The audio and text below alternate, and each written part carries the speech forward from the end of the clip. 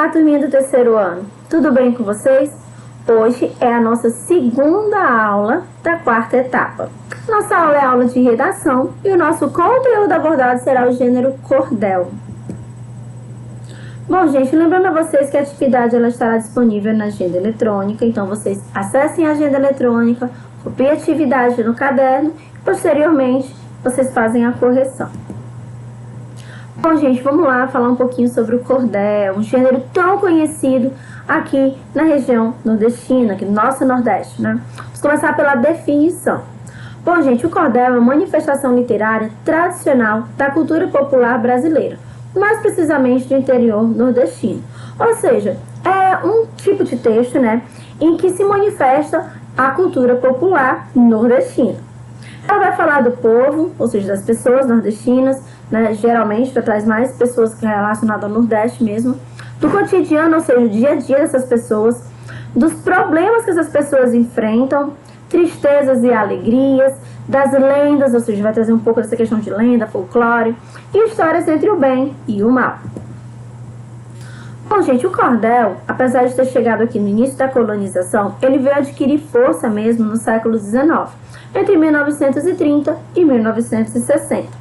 Ficou conhecida como poesia popular, ou seja, aquela poesia que se espalhou entre a população e fortaleceu o folclore, já que ele falava um pouco sobre as tradições da região Nordeste, né? E o imaginário regional.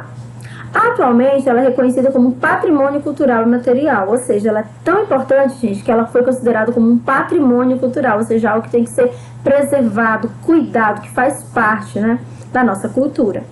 Existe até uma Academia Brasileira de Literaturas de Cordel. Bom, a gente falar um pouco também da origem desse cordel, né? Bom, gente, ele é de origem portuguesa, certo? E começou com o trovadorismo medieval por volta do século XII, ó, bem antigo, né? Os trovadores, gente, eles cantavam, espalhavam histórias para a população.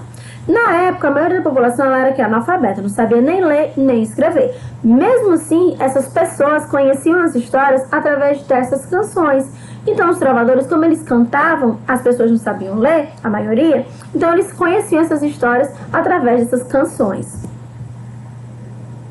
Ele se popularizou, gente, no período do Renascimento, ou seja, na Renascença, né? Porque nesse período a gente teve os avanços tecnológicos na criação da prensa mecânica. E essa criação, a prensa mecânica, ela permitiu o quê? A impressão em larga escala, ou seja, você conseguia imprimir vários cordéis e distribuir. Então ele foi ficando mais popular. Essas impressões, quando elas eram penduradas, gente, em cordas, ou cordéis, como é conhecido em Portugal. Por isso temos o nome cordel, porque lá eles chamam essas cordinhas de cordéis. E como foi que esse cordel chegou até o Brasil? Bom, gente, ele chegou ao Brasil durante o início da colonização. Os portugueses, quando chegaram, trouxeram aos poucos, né? Eles foram trazendo essa cultura de cordel e ela foi se tornando cada vez mais popular. Por volta do século XVIII, ela tornou-se um pouco mais popular. Mas ela ganhou uma temática o quê? Regional. Passou a falar, gente, sobre temas relacionados ao Nordeste. Isso possibilitava que a população compreendesse com maior facilidade, já que a população entendia, acabava tendo uma identificação maior com essas histórias, né? Ah, eu conheço, que está falando sobre isso, eu conheço isso, então eles acabaram compreendendo melhor. E aqui, gente, no Brasil, ele se propagou por meio dos repentistas, que era como se fossem os trovadores medievais. Os repentistas, eles saíam, ou violeiros, né, eles saíam cantando as histórias pelas ruas, né? Elas eram musicadas e rimadas, eles rimavam para tornar mais legal, e eles iam cantando na rua, isso foi tornando esses poemas populares. E depois eles começaram a imprimir esses poemas, e aí sim vieram a ser os cordéis. Agora a gente vai falar um pouco sobre as características do cordel. Primeira característica, as ilustrações eram feitas por xilogravuras. Ou seja, xilogravura, você está percebendo aqui do lado que tem uma imagenzinha mais, né, escurinha. Eles pegam a madeira, faz o desenho na madeira, coloca tinta e pressiona o papel. Isso é a xilogravura, tá? Atingem um grande público, gente, pois são baratos. Ou seja, o cordel é uma literatura que ela é de fácil acesso porque ela é barata, certo? É R$1, R$2. Eles vendem baratinho mesmo esse cordel, já que eles também não têm um gasto tão grande para estar imprimindo. Eles acabam vendendo mais barato. Isso faz com que atinja um grande público, porque as pessoas têm um acesso mais fácil. É uma tradição literária regional, ou seja, de uma região, que no caso é a região Nordeste. É oposta à literatura tradicional. O cordel, ele vai ao oposto daquela literatura tradicional, que trabalha uma linguagem mais rebuscada, mais trabalhada, mais difícil, né? Você pode perceber que os livros clássicos que trazem essa literatura tradicional, ele tem umas palavras, um vocabulário mais complicado, né? Já o cordel não, ele traz essa linguagem simples, né? Mais tradicional.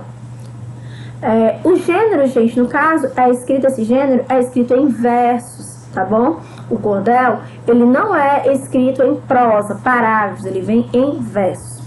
E ele vai fazer uso do humor, da ironia e do sarcasmo. Ele vai ser muito irônico, muito sarcástico, e isso vai tornar o texto bem engraçado. As suas histórias têm uma problemática que deve ser resolvida com a astúcia e inteligência do personagem. Geralmente, gente, no cordel você tem um problema, e esse problema ele vai ser resolvido porque o personagem é esperto, ou então ele é inteligente. E no final, esse herói ele sempre vai sair ganhando. Mesmo ele não conseguindo o que ele quer, ele vai ser favorecido de alguma forma. Então, assim, não deu certo o que ele estava planejando. Mesmo assim, ele ainda sai favorecido, ele sai no lucro, né? Isso é comum no cordel. E ele vai abordar também, gente, diversos temas. Geralmente, a temática é regional. Religião, políticas, realidades sociais, você vai ter aqueles problemas, né, da região Nordeste e o folclore brasileiro.